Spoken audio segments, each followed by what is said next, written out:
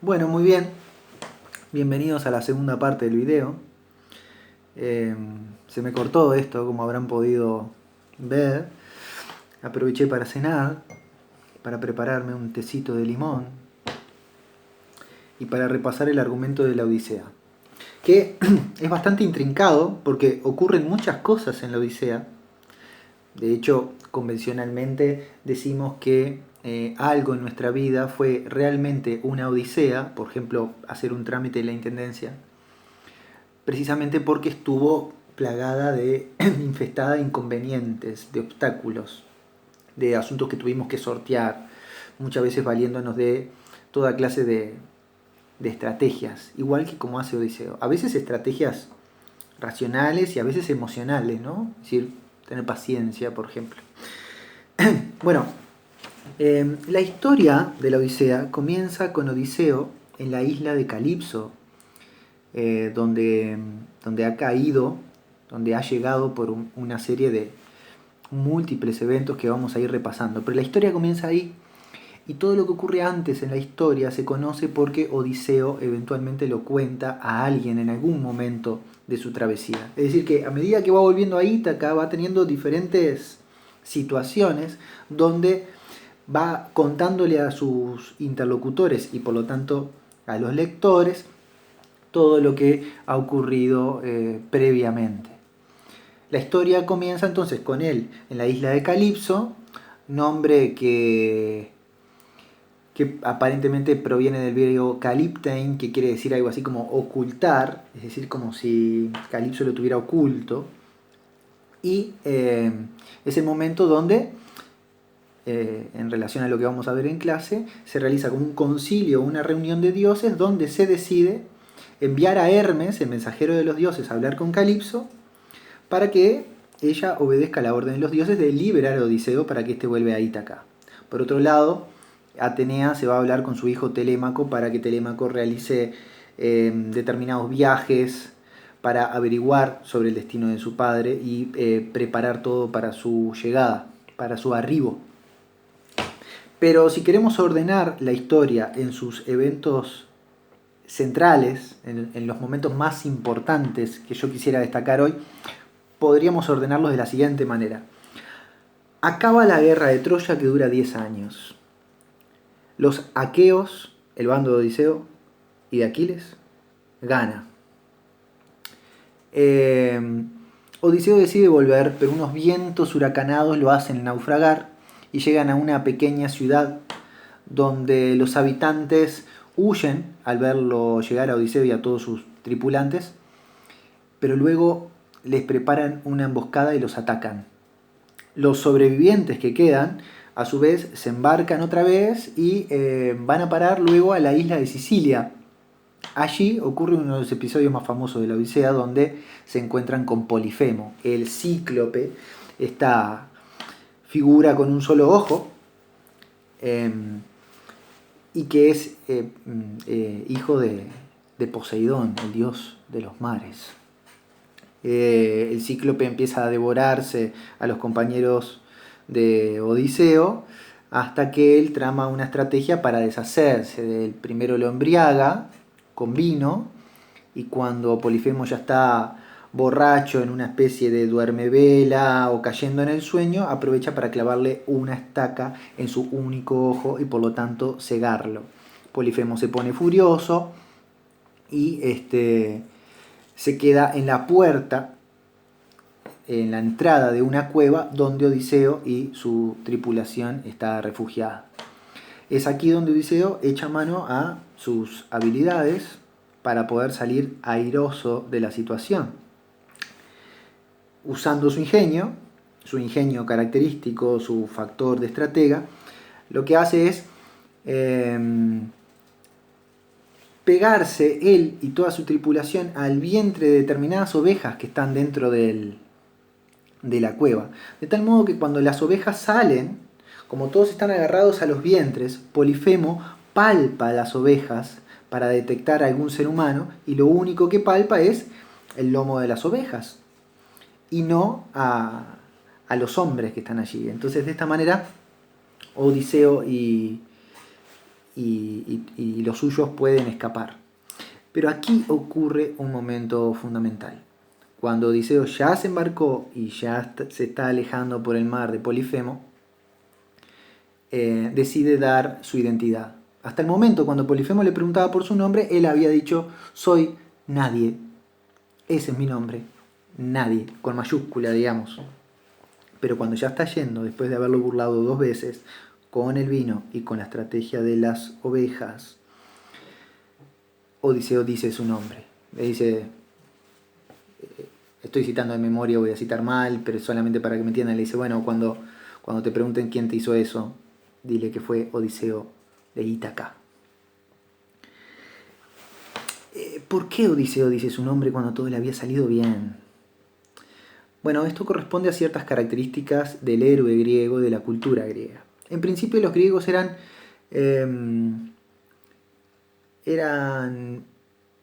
estaban, digamos, muy interesados en la cuestión de la virtud.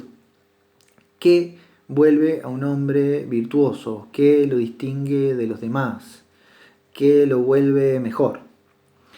Ellos tienen un nombre para designar sus virtudes o su honra o su nivel de excelencia. Le llaman arete, como suena, A-R-E-T-E tilde. Arete. Pues la arete, la búsqueda de la virtud, hace que Odiseo nombre su identidad, revele quién es, también obedeciendo a un tipo de moral, a un sistema de ideas propio de la literatura griega, que es lo que denominamos moral agonal. La moral agonal básicamente es un sistema de comportamiento y de valores donde es muy importante exaltar las propias virtudes y ser reconocido por ellas. Los griegos establecen unas competencias muy férreas, pretenden purificarse, refinarse, ser mejores, precisamente para obtener el beneplácito, la aprobación, el aplauso, la mirada aprobatoria de los demás. Entonces, por la arete, la virtud, y por la moral agonal, la búsqueda de ser reconocido por los propios méritos, Odiseo comete el error de decir quién es. ¿Por qué digo el error? Porque ahora que Polifemo sabe quién es Odiseo, hablará con Papi, Poseidón, para que le haga la vida imposible. Y si hay alguien que Odiseo no necesita en contra, es a Poseidón, porque es el dios de los mares. Y Odiseo, evidentemente, va a volver a Ítaca por vía marítima. Esta revelación de su identidad hace que Odiseo cruce, digamos, un límite, incurre en una vanidad, en un exceso, se extralimita, comete una desmesura, es decir, se sale del punto medio, se le va la moto, digámoslo así. Eso en la cultura griega se llama pecar de ibris. Después en el blog les escribo estos conceptos, arete, moral agonal, ibris. Pero pecar de ibris es eso, básicamente, cruzar un límite, incurrir en un exceso. Y ese exceso usualmente se paga. Odiseo no será la excepción, va a pagar ese exceso, porque ahora tiene a Poseidón en contra y se le va a complicar bastante. Bueno, luego de esto, luego del episodio de Polifemo, Odiseo y lo que queda de su tripulación van a parar a la isla de Circe, donde hay una hechicera que convierte a parte de la tripulación en cerdos. Odiseo zafa porque justo antes de ir, Hermes, el mensajero de los dioses, le da algo para beber que lo vuelve inmune al hechizo. Circe queda muy sorprendida al ver que el efecto, digamos, del hechizo, de la sustancia, del brebaje que le da, no causa efecto en él, y se enamora de Odiseo. Ahí Odiseo pasa un año junto con su tripulación, luego de que se pueda deshacer desde luego el hechizo de todos aquellos que se habían convertido en cerdos. Otro autor, no Homero, Tesíodo, que es un poco posterior, en un libro llamado La Teogonía, cuenta que Odiseo de hecho tiene hijos con Circe en ese año. Esto no consta en la Odisea, lo digo por las dudas. Bueno, en fin, es Circe entonces la que le da cuidado en su isla a Odiseo y su tripulación durante un año, y le dice que antes de seguir el viaje hable con Tiresias, que baje al mundo de los muertos, al inframundo griego, del que creo que ya hablamos en clase, y hable con Tiresias, que es un personaje, por supuesto, ya fallecido, muy, muy común en muchos mitos griegos, que es ciego, pero tiene la facultad de poder ver el futuro. Entonces, cuando Odiseo realiza todo un ritual para poder bajar al inframundo y encontrarse con Tiresias y con otros, Tiresias le anuncia que va a llegar a Ítaca, pero ya le anuncia que no será fácil. Entonces, en algún punto, digamos que ya le cuenta la Odisea, ya le dice todo lo que va a pasar. Luego de ahí viene el famoso encuentro con las sirenas, donde en determinado momento de la navegación en alta mar aparecen estos personajes que cantan y con sus cantos enloquecen a los hombres, haciéndolos tirar por la borda, suicidándose. Odiseo otra vez, haciendo uso de sus habilidades, decide tapar con cebo de vela los oídos de su gente, pero hace algo genial. Él no se cubre los oídos y pide que lo aten al mástil central del barco para que, en caso de enloquecer, no pudiera cometer suicidio. La pregunta es, ¿por qué Odiseo hace esto? ¿Por qué no utiliza el mismo método de taparse los oídos para no oír? Pues porque, como decíamos, Odiseo es curioso, quiere saber, quiere escuchar el canto de las sirenas, quiere tal vez conocer también el territorio de la locura. En fin, se ha especulado mucho sobre esto, pero es muy interesante el comportamiento del personaje en ese momento.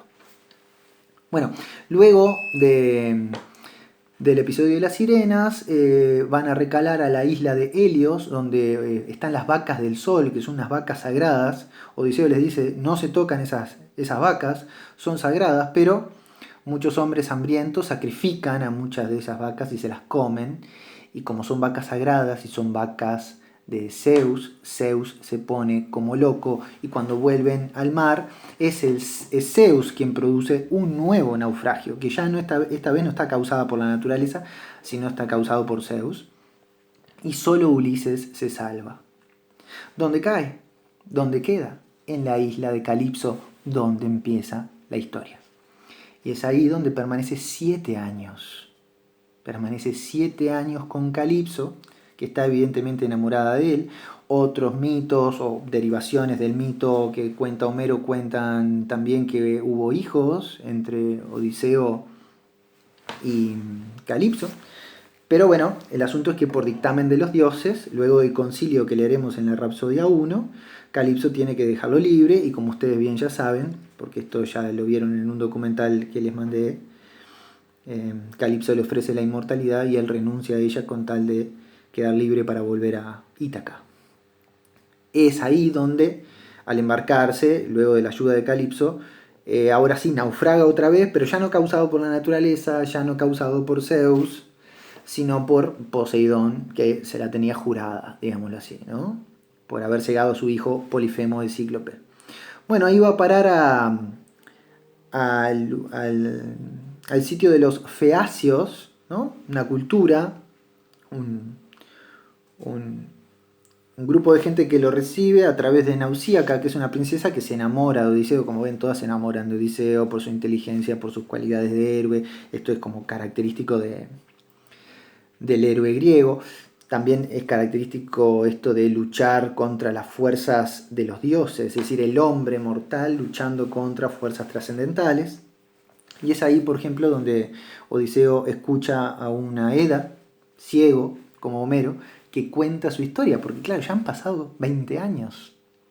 Han pasado 20 años desde que Odiseo ganó la guerra de Troya. Entonces ya él se ha convertido dentro del libro en un personaje de historias. Entonces él mismo empieza a escuchar cómo se cuenta la historia de lo que él ha venido viviendo en los últimos años y que ya es de dominio público.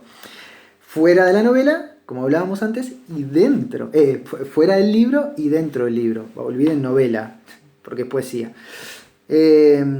Bueno, Odiseo niega a Nausíaca como esposa, persigue su camino hasta llegar a Ítaca. Y bueno, y para hacerlo un poco rápido y resumido, en Ítaca va vestido como mendigo, Atenea lo ayuda a esto, otra vez Odiseo como maestro del disfraz, es reconocido primero por su perro, creo que se llama Trajano, si la memoria no me falla. Luego es reconocido por Euriclia, que era una mujer que lo cuidaba a él desde chico. Euriclia lo reconoce por una cicatriz que tiene. Luego es reconocido por su padre, bueno, por Telémaco y finalmente por Penélope. Y junto con Penélope y con Telémaco arman una emboscada para poder deshacerse de todos los pretendientes que están allí esperando ser los nuevos esposos de Penélope.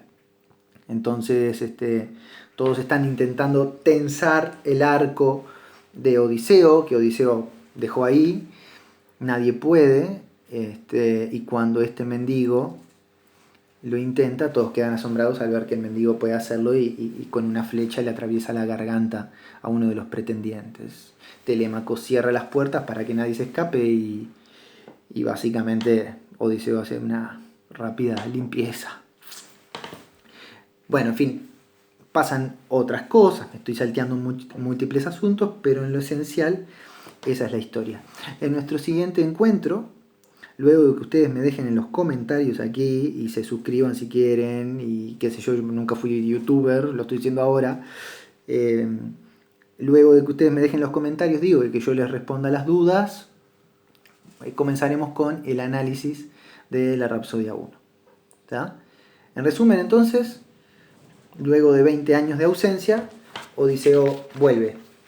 Y el libro solamente nos cuenta los 41 días previos a su vuelta, donde Odiseo cuenta, como sabemos, todo lo que vivió previamente. Entonces, se trata de una poesía épica, de una epopeya, de un autor dudoso o controversial, con un argumento complejo, que bien puede leerse como un libro de relato de aventuras.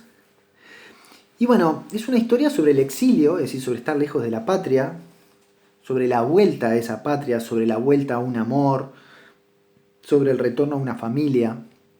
Se trata también de una historia sobre la espera, sobre qué es esperar y cómo un lazo amoroso puede permanecer más allá de la erosión y del desgaste del tiempo. Es decir, Penélope tiene realmente un amor profundo y una gran paciencia para aguantar 20 años la vuelta de su esposo. Se puede leer también como un relato de resiliencia, es decir, como de la capacidad que tiene alguien que una vez que ha caído o está en una posición débil de recuperarse y de ascender. Digamos, es una forma como de sobreponerse a la adversidad. La Odisea es un claro ejemplo de todo eso. Es una historia sobre la transformación del héroe también, porque el Odiseo que vuelve a reclamar el trono no simplemente viene como a recuperarlo, viene a restablecerlo porque es un nuevo Odiseo, más legitimado por todo lo que ha afectado el viaje en él. Es un relato también sobre la madurez, digo, de un padre y también de un hijo, que ahora ya es un hombre cuando vuelve su padre. Y es también, entre otras cosas, un relato sobre la guerra, sobre qué pasa cuando alguien va a la guerra, y también sobre qué pasa con la familia que se queda, pero un poco va a la guerra con el otro, porque también tiene una guerra personal, emocional, que lidiar mientras espera la vuelta del ser amado. Es también una historia donde se manejan diferentes tiempos. Odiseo siente, por ejemplo, que los 7 años que estuvo en la isla de Calipso fueron para él como 7 días, un día por año. Sin embargo, para los demás fue mucho más. Hay como una especie de diferencia cuántica de tiempo, y esto tiene que ver con que para el que espera el tiempo se dilata, y para el que está en medio de los acontecimientos se vive con otro vértigo, con otro dinamismo. Quiero decir entonces que estos 20 años no han sido los mismos para Odiseo que para Penélope y Telémaco en Ítaca. Espero que esto de los videos sirva. Me voy a ir perfeccionando. Sé que he sido un poco reiterativo, pero al no tenerles las caras para confirmar que me están entendiendo, al no tener las manos para ver las dudas que tienen, me veo en la obligación de reiterar, reacomodar mi discurso y tratar de enfatizar una y otra vez en las cuestiones que me parecen más importantes. Sabrán disculpar. Son 2 videos más o menos de 20 minutos, lo que equivale como a una clase.